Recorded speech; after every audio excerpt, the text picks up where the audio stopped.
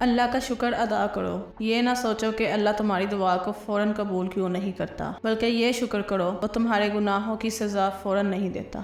جملہ بہت چھوٹا ہے پر اس کی طاقت بہت زیادہ ہے۔ اللہ کی طرف آ جاؤ اس سے پہلے کہ اللہ تمہیں اپنی طرف بلا لے۔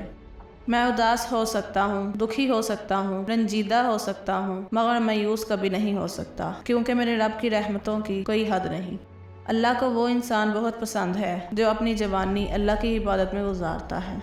حضرت محمد صلی اللہ علیہ وآلہ وسلم نے ارشاد فرمایا، بخار کو برا نہ کہو، کیونکہ یہ انسان کے گناہوں کو اس طرح دور کرتا ہے جس طرح بٹی لوہے کے زنگ کو دور کرتی ہے۔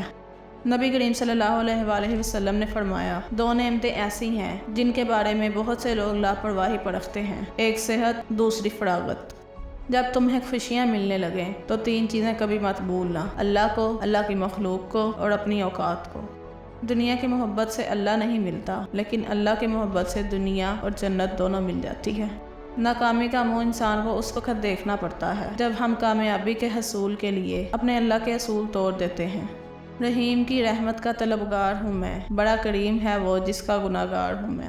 جس شخص کو دین کی نعمت مل جاتی ہے اسے دنیا اور آخرت کی بلائی نصیب ہو جاتی ہے، اور جو اللہ کی یاد سے غافل ہو جاتا ہے اس کے ساتھ ہم ایک شیطان لگا دیتے ہیں، بس وہ اس کا ساتھی بن جاتا ہے، اور ایسے شیطان انہیں سیدھے راستے سے روک دیتے ہیں جبکہ وہ یہ سمجھ رہے ہوتے ہیں کہ وہ ٹھیک راستے پہ جا رہے ہیں۔